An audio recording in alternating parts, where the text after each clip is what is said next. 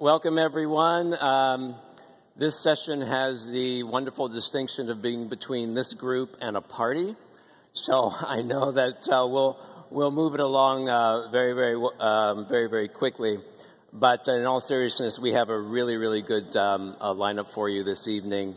Some good information on education, some awards that are going to be given out, as well as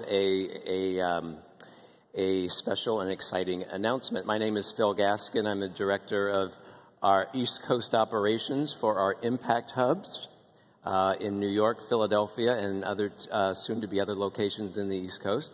As well, I work with SOCAP in strategic partnerships with many of our fantastic and wonderful team.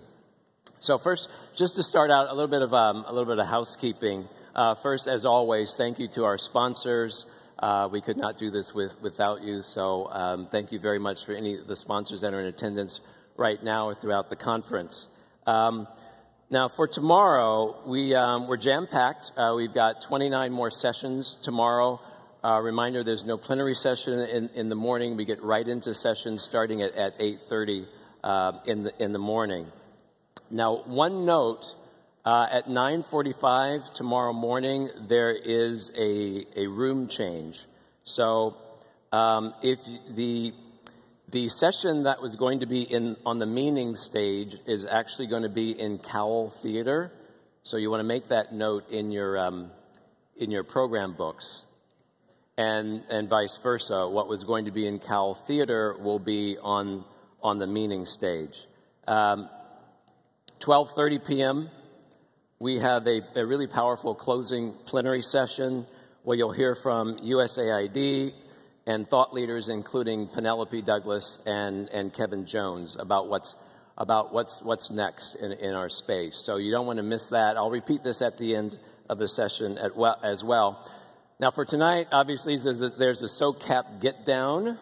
That's at 6:30 p.m. in the Impact Hub at SOCAP in the Festival Pavilion. So you don't want to miss that. It's going to be a really good time, and celebrate yourselves, celebrate all of the wonderful interactions that you've been experiencing with everyone in the last few days.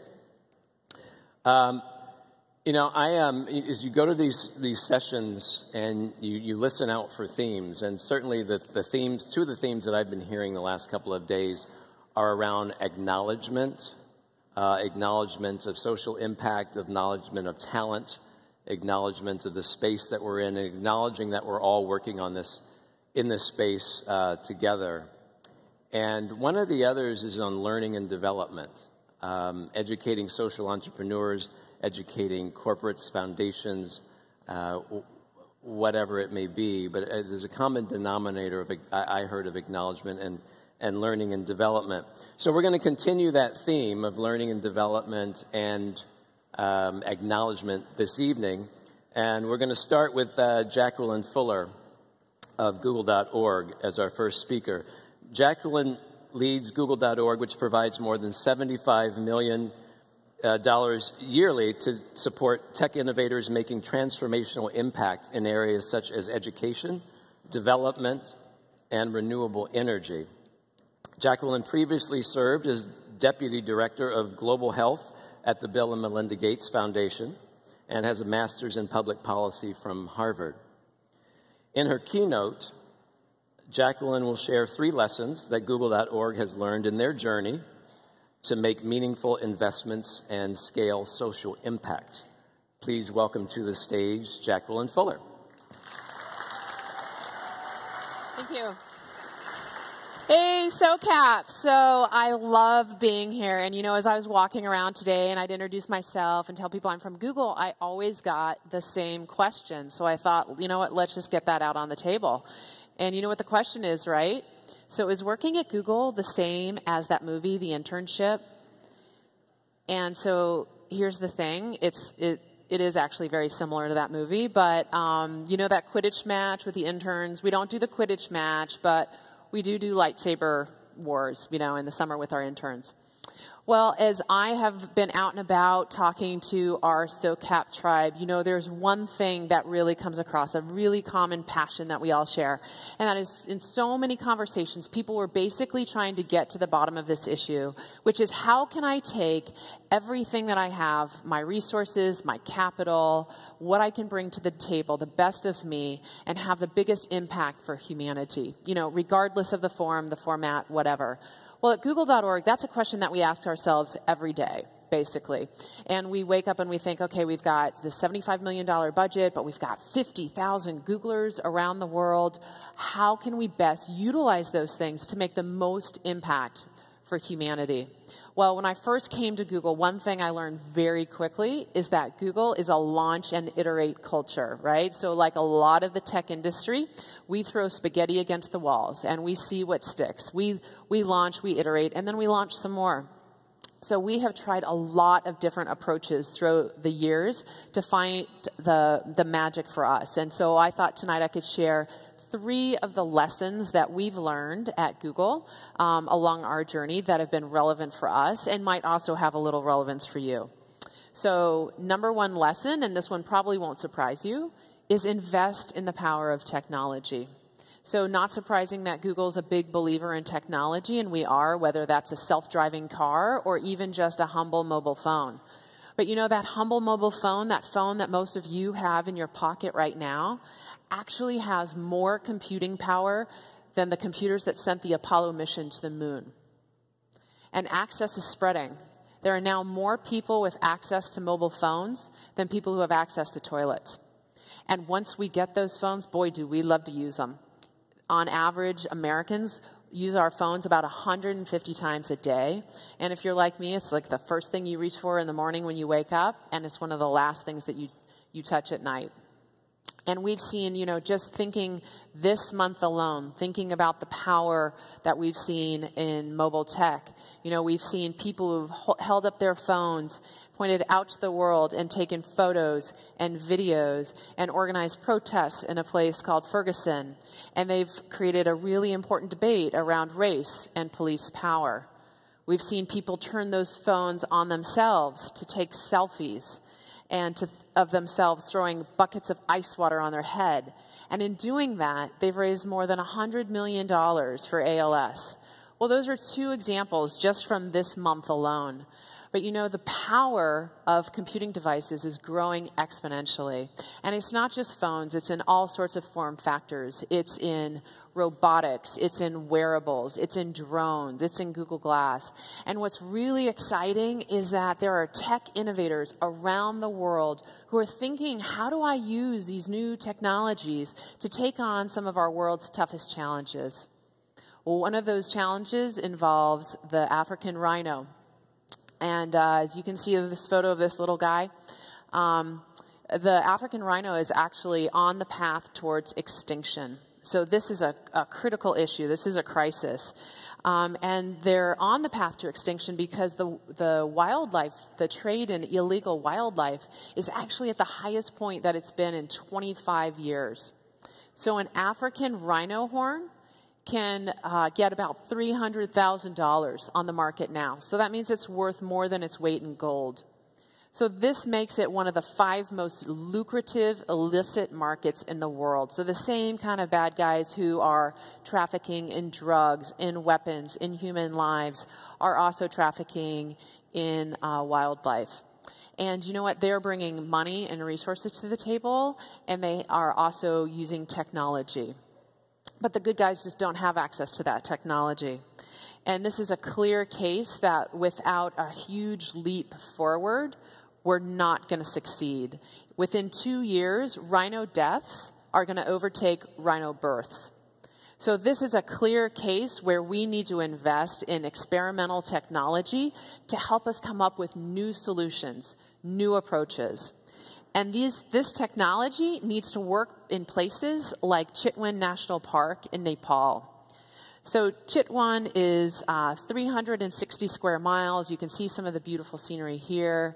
And it's wetlands and forest and mountains. There are no roads, so the rangers patrol on foot and on the back of elephants. And, you know, the bad guys I mentioned have the technology, but the rangers don't. And this is a very dangerous job for the rangers. In fact, around the world, about 2 rangers are killed every week. So this is a very, very serious problem. But the exciting thing is that we are working with the World Wildlife Fund, or WWF, on some really cool new technologies, including drones and including next generation tagging and even Google Glass. So we're still very early on in this project, but for example, with the drones, one thing we're seeing is that, you know, when you have the drones up there, they're able to send data on migration paths and where the rhinos are feeding and breeding. And this helps the rangers to optimize and get themselves into the most critical areas. They're also developing next generation tags, like wearables for rhinos, where they're able to put on these low-cost, lightweight sensors that have GPS trackers, and then that information can be relayed in real time to the drones to help optimize their path as well as to the rangers. And then finally, a researcher there on the ground, Sabita, came to us and said that she wanted to try and use Google Glass because as she's going out and monitoring and tracking the rhinos on foot and on the back of an elephant, it would really help her to take photos, to take videos, to get the data, and improve the work that she's doing. So this story of the work that World Wildlife Fund is doing in the front lines in places like Nepal to save rhinos is a great example of our first lesson, which is the power of investing in technology. And one thing that we really love about this team at WWF is that they've been able to adapt really quickly to any curveball thrown their way. And that leads to our second lesson, which is the importance of betting on teams and then allowing them to pivot. So let me tell you a story about a nonprofit called GiveDirectly. So GiveDirectly was founded by a group of really wonky PhD econ types. And when they first came to Google, they said, hey, you know, we have a really great idea for how we can take on poverty. We're going to give money to poor people. They're like, oh, okay. We're a little skeptical. In fact, one of our executives notably said, you must be smoking crack. But, you know, here's the thing that really grabbed our attention. They're able to use technology, specifically mobile payment systems, to get the efficiency to the point where they can deliver 90 cents of every dollar directly into the hands of the poor. So that's not 90 cents into, you know, program. That's 90 cents directly into the hands of the poor. And with this kind of efficiency, they've also seen great outcomes in the lives of the poor. The other thing that struck us is they're using randomized controlled trials. We hardly ever see this, you know, gold standard RCT in the field of development, but they've invested in RCTs, and they're showing that they're getting incredible outcomes in the lives of the poor by just giving them cash and letting the poor make decisions about how it's spent, whether it's investing in businesses, school fees, but they're seeing reductions in hunger, increases in health outcomes, increases in the number of businesses. Well, you know, the exciting thing about what GiveDirectly does is it accomplishes 2 things. On the one hand, it's a mechanism to channel a lot of money that consumers might want to give directly to the poor in a highly efficient way. But it also sets up a baseline. It sets up a standard that says to anybody who wants to raise a dollar that they want to go spend on behalf of the poor, and say, just make sure your outcomes show that you can do more with a dollar than the poor could do with a dollar themselves. So that's a really powerful premise, and so we backed them. We gave them their startup funding, and we also provided engineers who helped to code their back end. But then they came to us shortly after that and said, you know, hey, Google, we want to make a major pivot. Because what we've really learned as we've been doing this is that alongside the nonprofit solution, GiveDirectly, we really need a market solution as well, because there are billions of dollars that are being spent by governments going directly to the poor, but these are going through really antiquated systems. And, you know, think of these as pipelines with water going through, and there's just money just leaking through government inefficiency, through corruption. But by applying technology, we could really improve the flow that gets to the poor in the tens of billions of dollars. So we were like, absolutely. So we have reinvested in Give Directly, but I think that they're a great example of the importance of funders acting like VCs in finding great teams, betting on those teams, and then allowing them to pivot. Well, one other thing that comes up from my story of Give Directly is the importance of data for us in getting us from you must be smoking crack to we will be your largest funder. So data is our third lesson, and for us our mantra is let data be your guide. So you might have heard recently Google announced our diversity statistics, and if you didn't catch it, I'll just give you the headline. We have a lot of work to do. So across Google, we're about 30% female, but in our tech roles, it's even worse. We're about 18, 17% female, and about 3 to 4% Black and Hispanic. So as Google thought about this problem, you know, diversity for us is a core human value, but it's also a business critical issue for us because we have done research on our product teams, and we have found that effective product teams have one thing in common, one top thing in common, and that is those teams have at least one woman.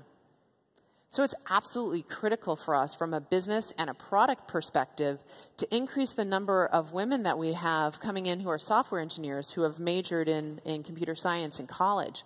And as we looked at this, you know, there was some good news in that across the board, women are getting more and more degrees in STEM, science, technology, engineering, math, degrees in college, with one exception, computer science. And in computer science, we're actually moving backward.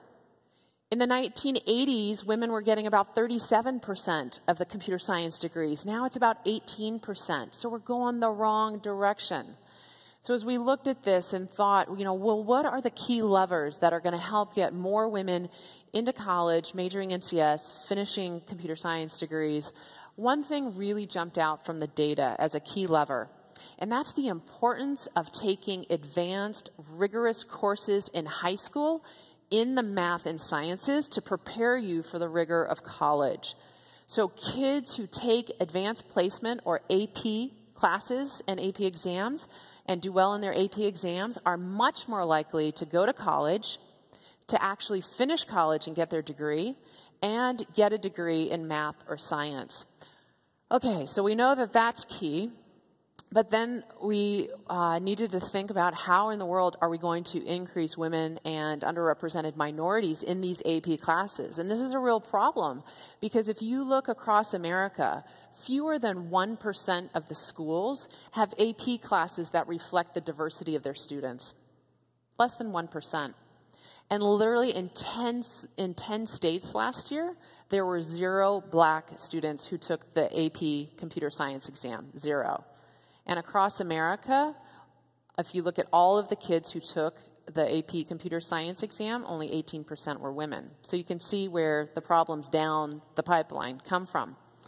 Well, so we did a search to try and find a partner who is doing really good work in getting more women and underrepresented minorities into APs. And we found Equal Opportunity Schools out of Seattle. So EOS, who was originally funded by Echoing Green, is doing amazing work in finding missing students.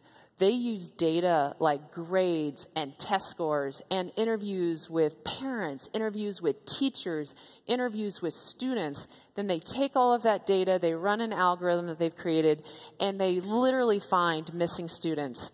Students like Monica. So Monica, this is a real student's photo with another student's data to protect privacy. But Monica is very typical. So Monica's the first in her family to go to college. And she has her test scores and the interviews show that she's a very high capacity student, has a lot of capability. But when you talk to her, she says, oh, those classes aren't for people like me. I wouldn't feel welcome there. And in fact, she literally did not even know how to sign up for an AP. So what EOS does is they use their data, they find students like Monica, they go and talk with her, the teachers, they get them into these courses. And here's the amazing thing. These kids like Monica, who are selected by the data and put into the courses, do just as well as their peers. And they are finishing their APs, taking the exams and doing well. They're going to college, and they're doing well in math and science majors as well. In fact, EOS, over the last several years, has gotten 10,000 kids, just like Monica, into these advanced courses.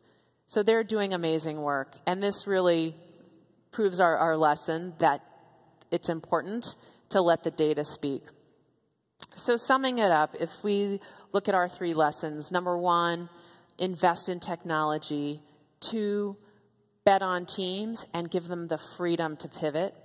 And then 3rd, let data be your guide.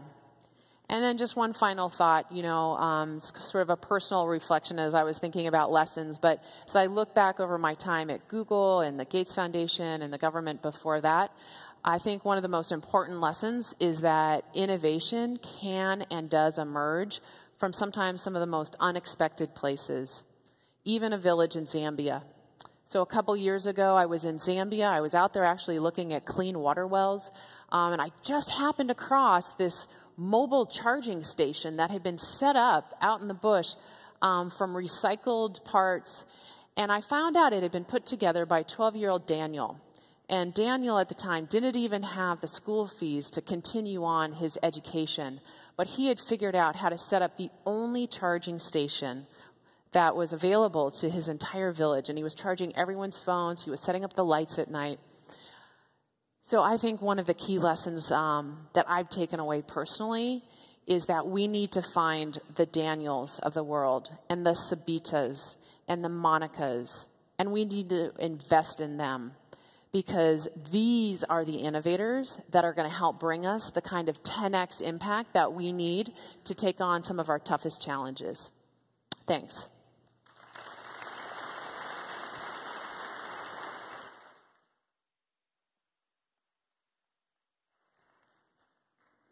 Jacqueline, thank you. Very rich information and content there.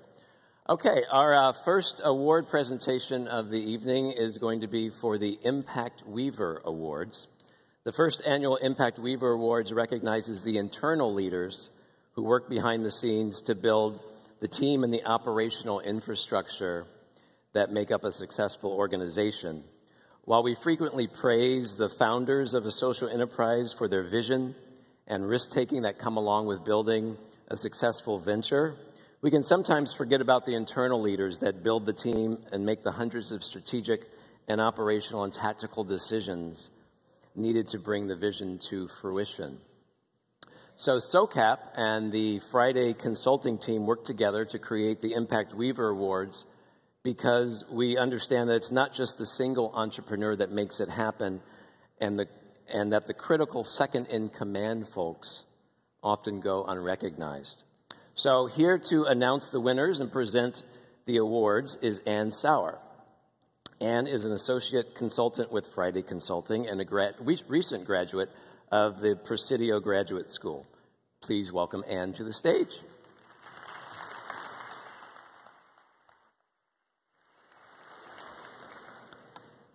All right, thank you, Phil. I also want to thank Kevin Doyle-Jones and Liz Kruger for conceiving of this award, and thank our volunteers from Generation Citizen, Vodia Ventures, Schaefer & Combs, and Eye on Eye for helping to design and judge the Impact Weavers Award. And finally, I'd like to thank Friday Consulting's founder and principal, Shivani Ganguly, who unfortunately couldn't be here tonight due to a family medical emergency. It has been a real honor and a pleasure for Shivani and me to create this way to celebrate the people who interlace the many pieces that are needed in order to turn entrepreneurial dreams into realities, because this is what we do every day with the startup clients that we have at Friday Consulting. Through the Impact Weaver Award, we've had the opportunity to meet some remarkable internal leaders who are making things happen at social enterprises around the world. And I am very excited to introduce you to 2 of them today. the winners of the 2014 Impact Weavers Awards. Lindsay Ang is the co-founder and managing director of Impact Hub Seattle. For Lindsay, social enterprise is all about the people, and the keys to her success have been self-reflection, delegation, and humility. Mary Vobel is the program director for the nonprofit Upwardly Global. Mary wants us to build learning cultures in our organizations to foster innovation and to celebrate not just great impact results, but the work that goes into creating those results. Please join me in congratulating these amazing behind-the-scenes movers and shakers, Lindsay and Mary.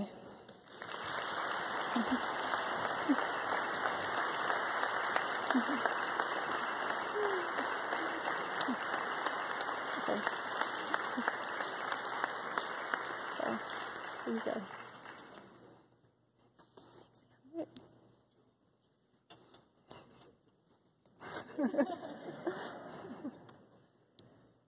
Okay, thank you.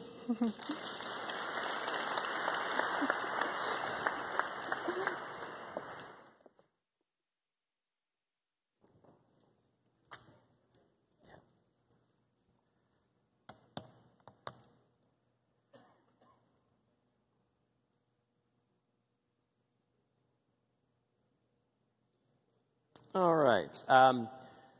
Moving on, I mentioned earlier that we were going to have a special announcement this evening, and it's going to be regarding a new public and private partnership that will be bridging a pioneer gap, and I'm not going to talk about it any more than that because they can talk about it much better than I can.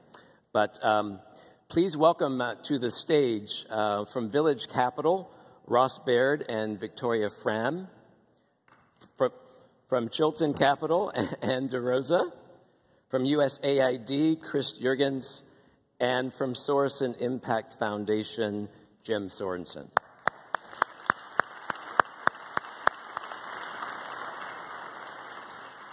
Thank you, Phil. Thank you, Phil. That's louder.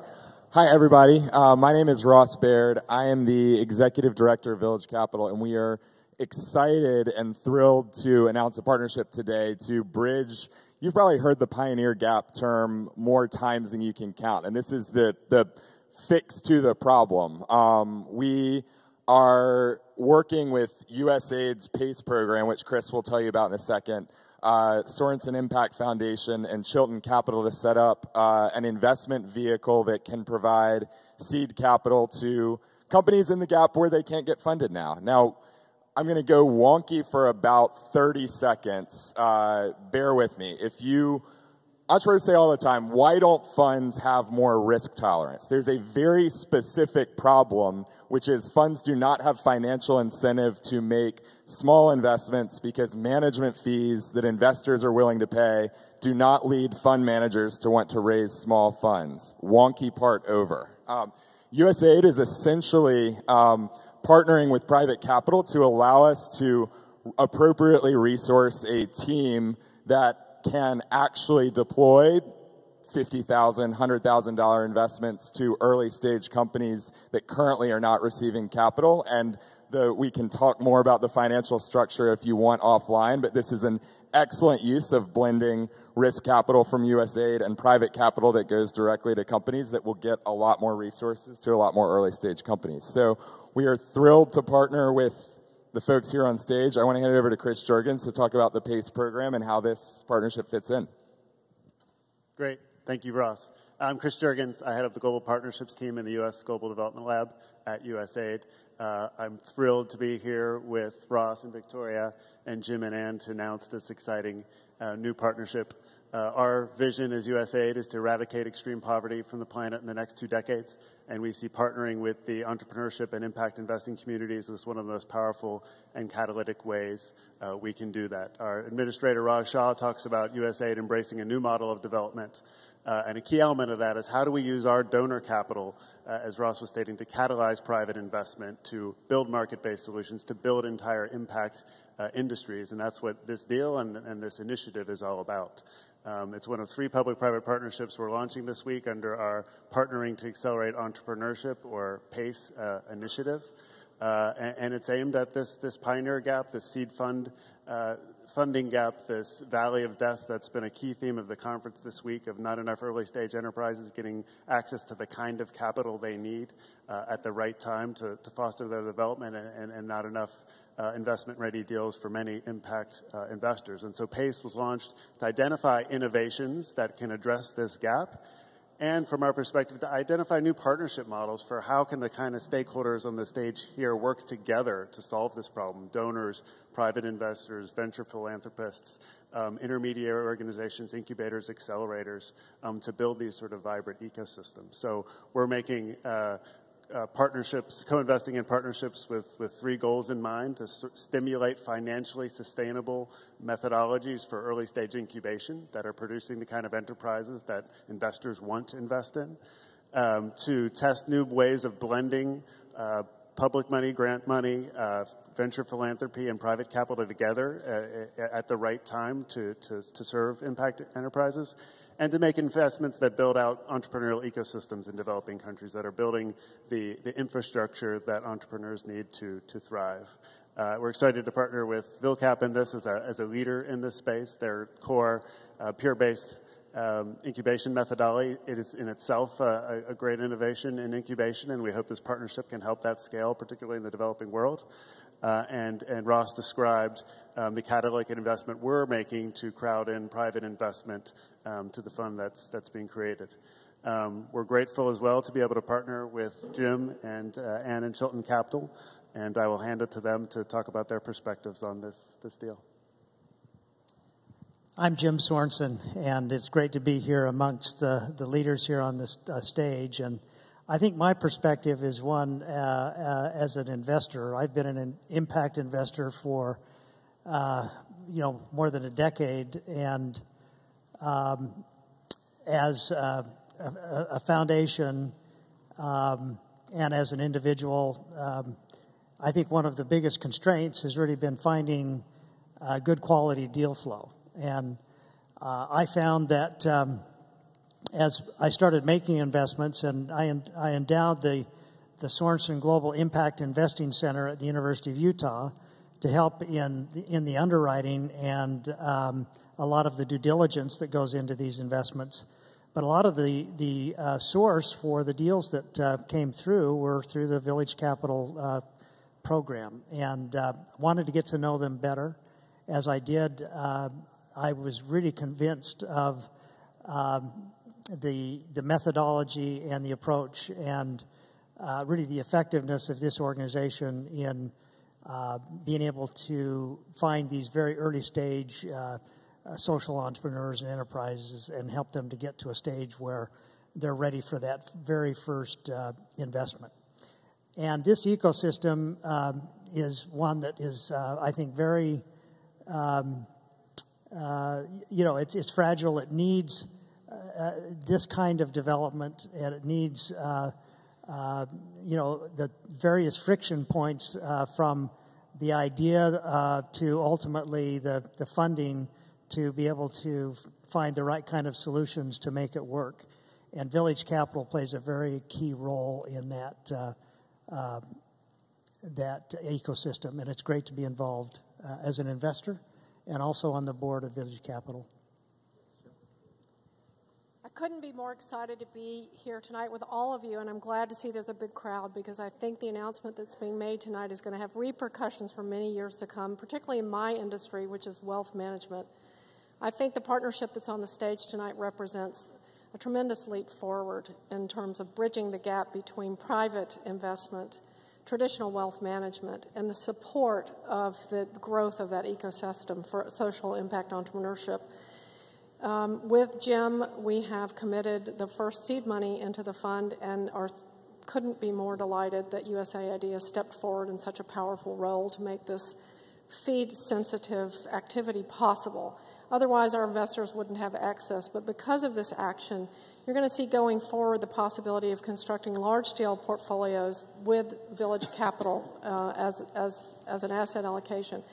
We're excited also because in Houston, we use the Village Capital model to create an investment a social impact entrepreneurship, and a community development model that allows for the investors, the entrepreneurs, the local citizens to become involved in impact investing in a way that builds not just a richer investment experience, but also builds community.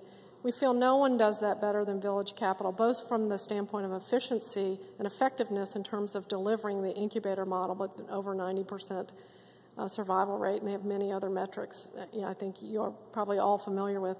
But it's totally in keeping with a long history at Chilton of critical thought, primary research, and just fundamental key analysis around the kinds of large-scale equity investing that we do at Chilton for just traditional families, institutions, and endowments.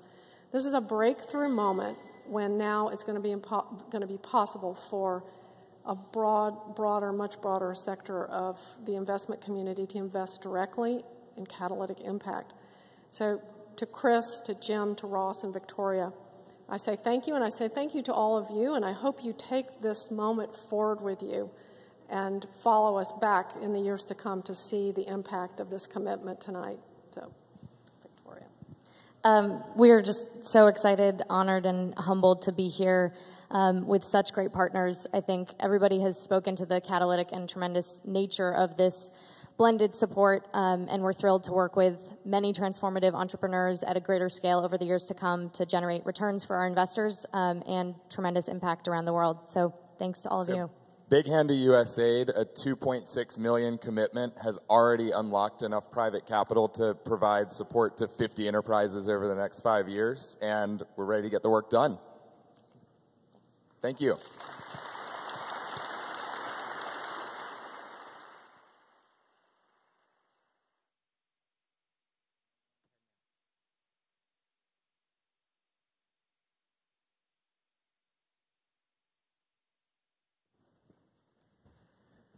All right, impacted investing at work there. Our last presenter, last but certainly not least, is the Gratitude Network.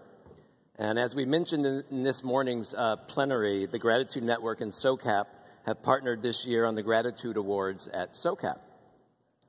The awards recognize the most promising and innovative early-stage social ventures in education, health, and in community development. I'd like to introduce Randy Haken and Paul Miller from the Gratitude Network. Thank you, Phil. All right, the moment we've all been waiting for the Gratitude Awards. Perhaps? There we go. Just a couple words for those of you that weren't here in the morning. We actually started with 500 applications that came in to SOCAP for scholarships, and those were narrowed down. Some of the focus of the awards were that we're obviously looking for incredible young entrepreneurs. Nonprofit and for-profit were both included and tend to be early stage with some traction already. We had 32 semifinalists, and we had a wonderful panel of judges that went through those and came up with our 9 finalists. And I wanted to ask our 9 finalists to stand up so we can recognize all 9 of them together.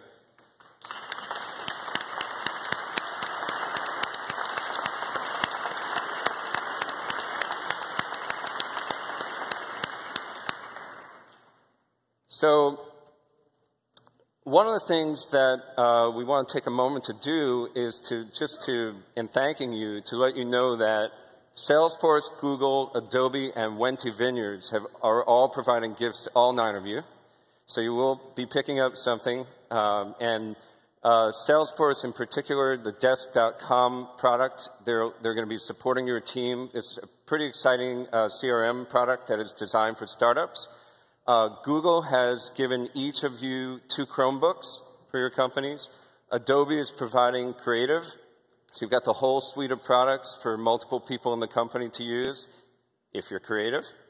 And Wente Vineyards actually has a label called The Art of Giving. And we'll show you that in just a second. You can see a little hint behind me, but a wonderful fit with the theme of our event here for the last few days. one of the things that we'll be doing with the 4 winners is working as hard as we can over the next year to gain them exposure to this community and to other communities. The Gratitude Network will be making a lot of connections and deep mentoring. And an example of the deep mentoring is we're going to be matching each of the 4 winners up with these 4 individuals who are just wonderful and incredible mentors here. And we hope that you'll get a lot out of that. In addition, you'll have a team that will work with you throughout the year in getting you to the next stage. So, let me turn things over to Paul to do the honors. Great. Thank you, Randy. Thank you, Phil. Again, we're very humbled and honored to be on the SOCAP stage to present the Gratitude Awards. And as many of you saw this morning, these are 9 finalists. They are all winners in our minds. Very, very difficult decisions to decide on these 9 excellent startup companies.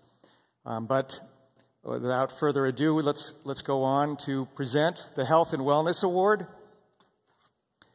And this goes to Drinkwell. You could come up on stage.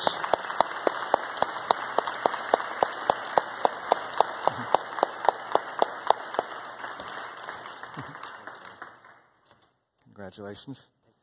And just in case you need more to carry.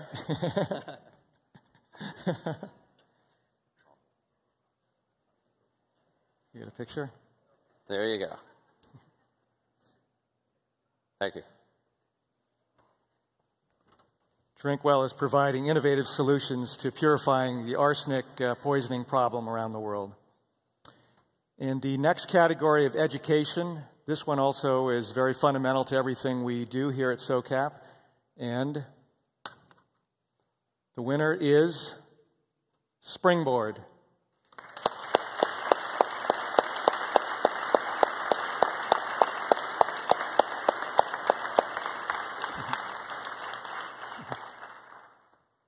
Congratulations.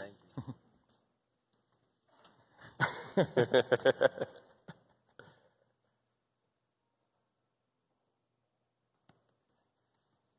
Just stand there. Yes, the last category we have is community development, and this one really ties in with the entire theme of igniting vibrant communities here at SOCAP. Again, 3 very excellent finalists were in this category. And the winner, LaborLink.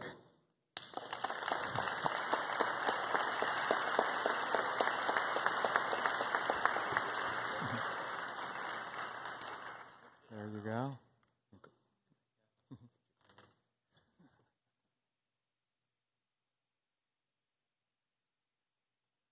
And as we mentioned this morning, the final award is really chosen by you, the audience, the people's choice. And people voted online during the day after talking to the entrepreneurs and hearing their fast pitch this morning. So thank you. So the audience choice winner is Jail Education Solutions.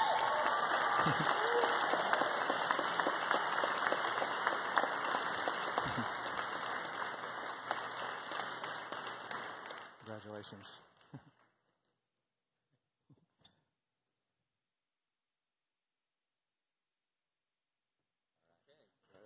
Okay. I just wanted to take. Why don't we get a picture? Why don't we get a picture of all the folks here quickly, and then we wanted to do one last thank you.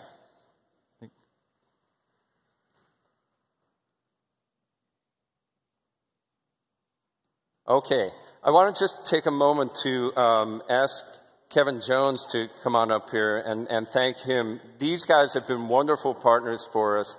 And and Rosalie. Yeah, thank you. Thank you. Look at all these. Yeah. We wanted to say, just in the spirit, having come here the last 4 years and been part of this, and the ability to recognize folks like this has just been wonderful. And thank you so much for making that possible. Thank you. Thank you. And we have something for you as well. You get one. Party! No. The idea here is that that should be enough for 2 rounds for the whole team. Absolutely. So, Absolutely. Yeah. thank you all very much. Thank you. Thank you.